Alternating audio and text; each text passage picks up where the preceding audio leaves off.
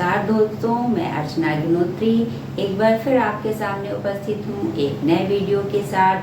Previous classes पे हमने आपको पढ़ाया था क्रिया के भेद, क्रिया किसे कहते हैं, और भेद में आपको मैंने बनावट के आधार पर या रचना के आधार पर भेद पढ़ाए थे, सकर्मक और अकर्मक। आज हम उसी के संदर्भ में आगे पढ़ेंगे प्रयोग के आधार पर क्रिया के भेद।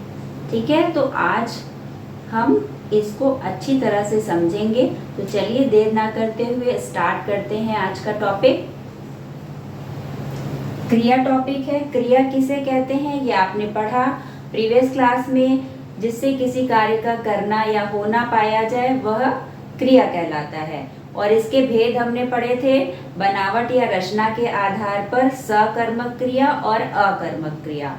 उसी के संदर्भ में आज हम पढ़ेंगे प्रयोग के आधार पर क्रिया के भेद।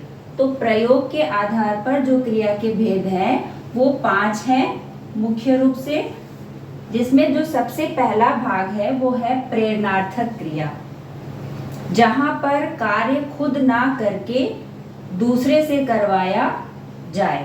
यानी कर्ता कार्य स्वयं ना करके किसी दूसरे से कार्य को करवाएगा तो वह क्या कहलाएगा, प्रेरणार्थक क्रिया होगी।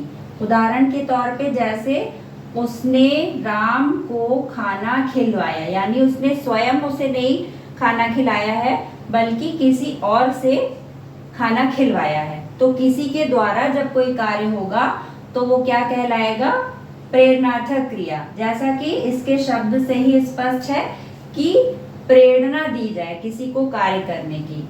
उसी तरह से यहाँ पे दूसरा उदाहरण है, मालकिन ने धोबी से कपड़े धुलवाए। तो मालकिन ने स्वयं कपड़े नहीं धोए हैं बल्कि किससे धुलवाया है, धोबी से धुलवाया है। तो किसी के द्वारा कोई कार्य कराया जा रहा है, इस आधार पर यह प्रेरणार्थक क्रिया होगी। ठीक है, ये आपको अच्छी तरह से समझ में आ गया होगा। अब आप दूसरा देखिए, तो दूसरा भेद है वो है पूर्वकालिक क्रिया।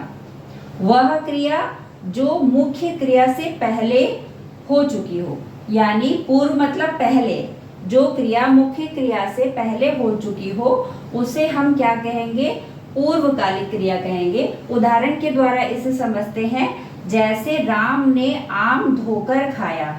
तो जो धोने की क्रिया है वह मुख्य क्रिया से पहले, खाया जो मुख्य क्रिया है तो धोने की क्रिया पहले हो गई है, तो यह क्या कहलाएगी, पूर्वकालिक क्रिया कहलाएगी। इसी तरह से दूसरे वाक्य में भी आप समझिए, सीता ने उठकर पढ़ा।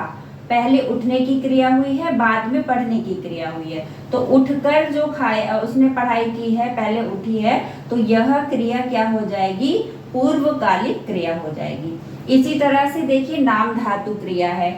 नाम धातु में क्या होगा, कोई भी क्रिया जो संज्ञा या विशेषण से बनती है वह नाम धातु क्रिया कहलाती है। जैसे उदाहरण पर मैंने यहाँ पे 2 वाक्य लिखे हैं।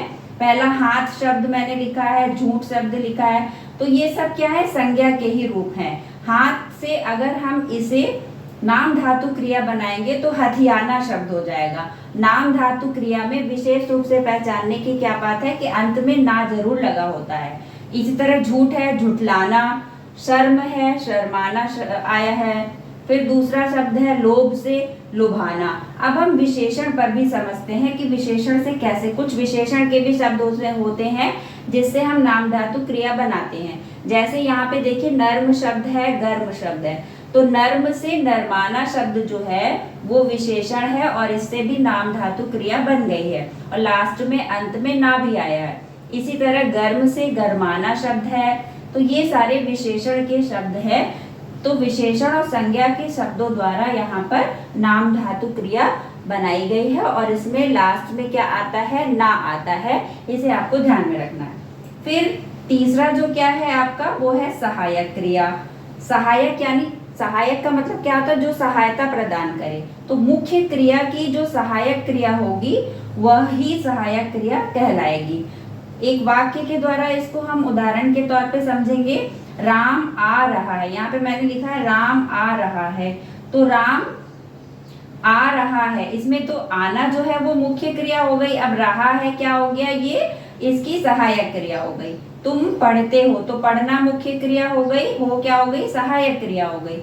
इसी तरह से वह स्कूल जा रहा है, तो वह स्कूल जा रहा है, जा मुख्य क्रिया है, और मोहन बाग में जा रहा है। यहाँ पे मोहन बाग में जा रहा है, तो यहाँ पर भी जाने की क्रिया हो रही है, और रहा है ये सब क्या है, ये सहायक क्रिया में हो गए। ठीक है, तो मुख्य क्रिया जाना है दोनों ही वाक्यों में, और रहा है ये सब क्या है, ये सहायक क्रिया के रूप में आया है। तो इसके माध्यम से, उदाहरण के माध्यम से आपने इसको समझ लिया होगा कि यह सहायक क्रिया क्यों होती है। इसी आधार पर आगे आप दूसरा इसका भेद देखिए। जो दूसरा भेद है, अंतिम भेद है, वो क्या है, संयुक्त क्रिया।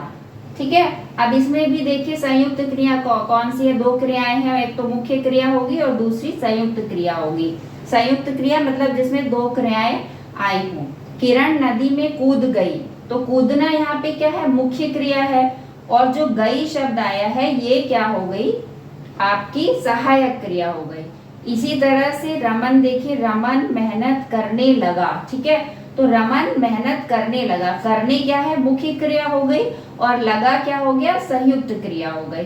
तो इस आधार पर हम समझेंगे कि ये क्या है, संयुक्त क्रिया है, यानी एक मुख्य क्रिया के साथ अन्य क्रिया कोई आई हो तो वो क्या कहलाएगी, सहायक क्रिया कहलाएगी। इस आधार पर 5 भेद आपने समझे जो कि प्रयोग के आधार पर होते हैं। सबसे पहला प्रेरणार्थक क्रिया है, दूसरा पूर्वकालिक क्रिया है, तीसरा नाम धातु क्रिया है, और जो चौथा है वो क्या है, सहायक क्रिया है। इसके बाद जो पांचवा है वो संयुक्त क्रिया है। इस आधार पर आपने बहुत ही सरल ढंग से इसको समझ लिया होगा।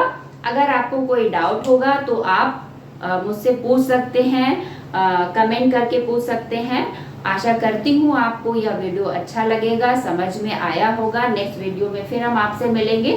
धन्यवाद।